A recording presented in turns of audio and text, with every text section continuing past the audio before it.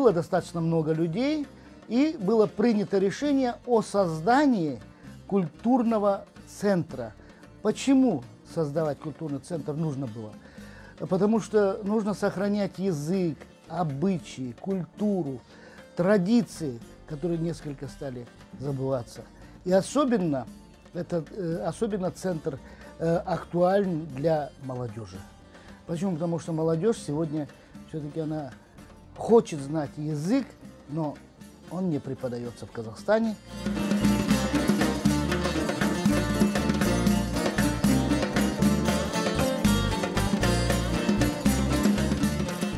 Мы занимаемся по тем учебникам, которые купили в Крыму. Поэтому сказать, что мы совсем просто собираемся разговаривать, нет.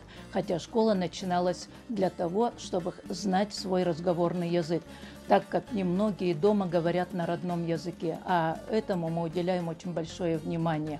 Мен келіп мұнда пек істейдім, эпсілермен танышма. Өзім милетім, өзім как лапларын хотела услышать. Ну, меня как-то выбрали руководителем культмассового сектора. Я сегодня пришла впервые, как говорится. Ну вот все уже, теперь буду ходить, всегда буду приходить, буду участвовать активно.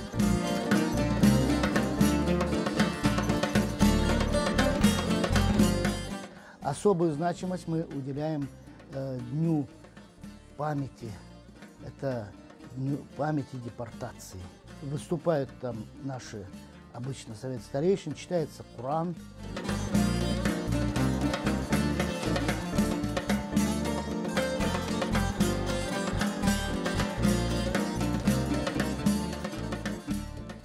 С 2010 года в формате уже официальной организации мы поддерживаем отношения с диаспорами других стран, такими как Кыргызстан. В 2017 году посетили узбекистанскую диаспору.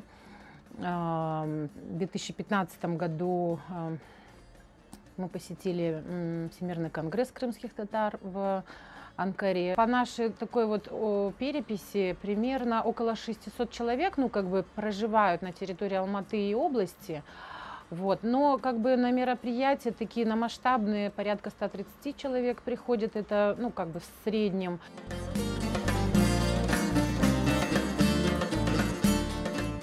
Конечно, все тоскуют по родине, все хотят в Крым, но не у всех есть такая возможность.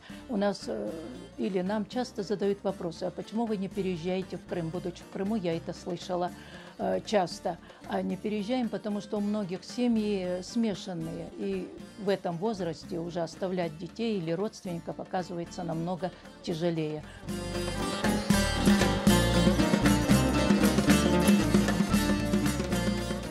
Алуштадан ескен evler өзіме ұрды.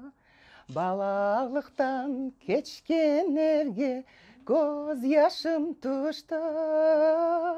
Мен бұл evde yaşalamadım, yaşlığıma toyalmadım, ветаныма hasret oldum, ey güzel Kırım.